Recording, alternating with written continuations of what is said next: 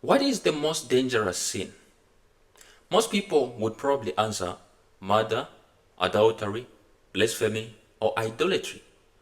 But what if the most dangerous sin is one that hides behind good works, one that can exist in church, one that can exist in the preacher, the missionary, the elder, the singer, and even the most devoted Christian? That sin is actually pride. You see, pride is so deceptive because it convinces us that we are right while separating us from God.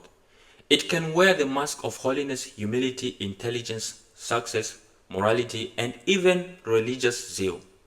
Today we are going to discover why Scripture presents pride as the root of humanity's downfall, why it is more dangerous than many outward sins, and how God offers complete victory over it.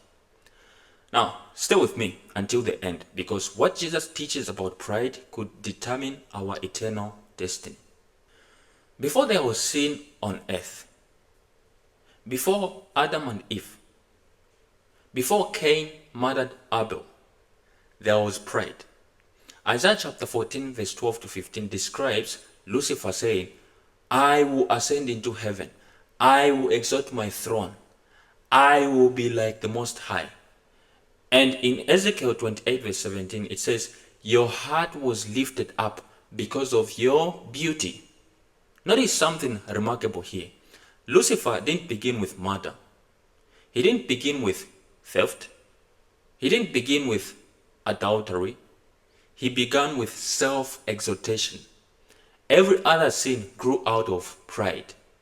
You see, pride was the first sin that entered the universe, and it is the last sin to be overcome in the Christian life. Think about that. The first rebellion against God did not begin with violence. No. It began with self. Whenever self is placed above God, the spirit of Lucifer is present. Genesis 3 reveals the same pattern. The serpent tempted Eve with these words, "You will be like God." Now, that wasn't simply about eating fruit.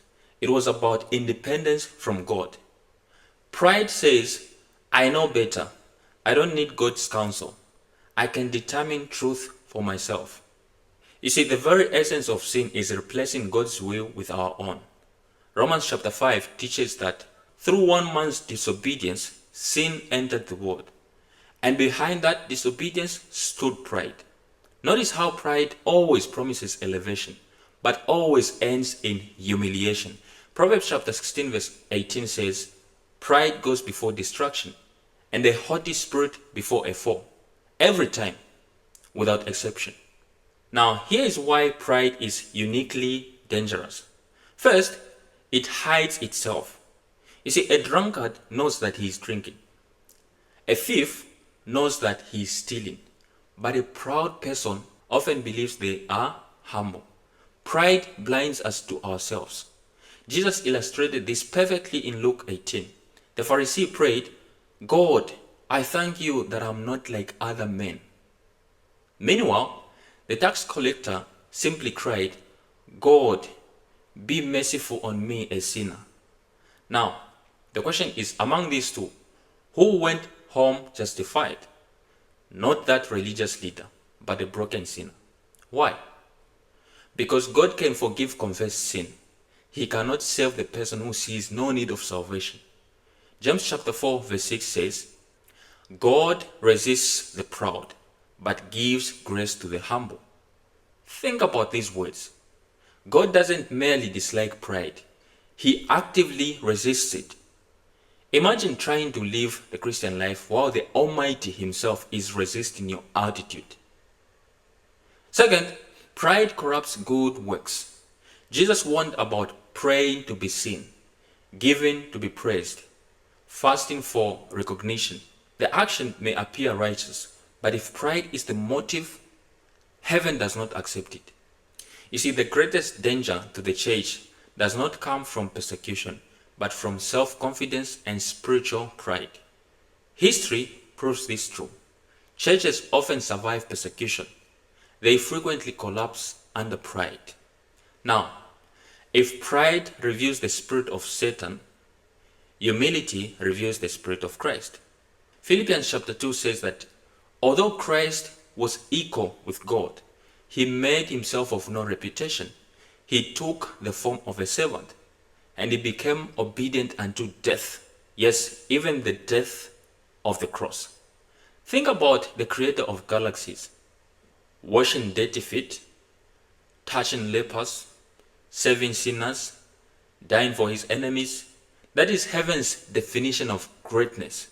Jesus said in Matthew chapter 23 verse 12, "Whoever exalts himself will be humbled, and he who humbles himself will be exalted." He didn't merely teach humility, he lived it. He demonstrated that true greatness is measured by service, not status. The cross forever destroys human pride. Because at Calvary, we realize that nothing we could do that can save us. We are saved by grace only. So, how do we overcome pride? First, spend time contemplating Christ. You see, the closer we come to Jesus, the less impressive we appear to ourselves. Isaiah cried, "Woe is me." Peter said, "Depart from me, I am a sinful man." John fell at Christ's feet as though dead. You see, real encounters with God never produce arrogance. They produce humility. Second, pray for a teachable spirit. Never assume you've learned enough. Never stop growing. Never become uncorrectable. Third, serve quietly. Do good even when no one notices. The Father who sees in secret will reward you openly. And finally, remember that everything good comes from God. Your intelligence, your health, your opportunities, your spiritual gifts, your salvation. Everything is grace.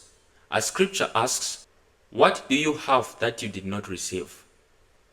Nothing. So remember that pride cast Lucifer out of heaven.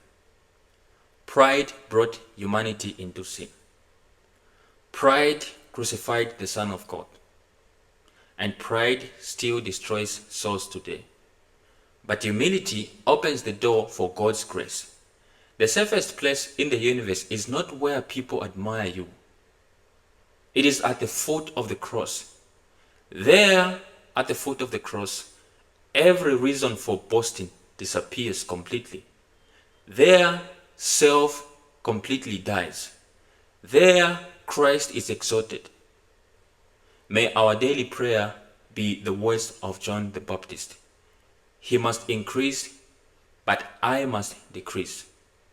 If this message has challenged or encouraged you, consider sharing it with someone you know may be fighting the very battle that pride hides so well. And above all, ask God today for the humility that allows Christ to live fully within you.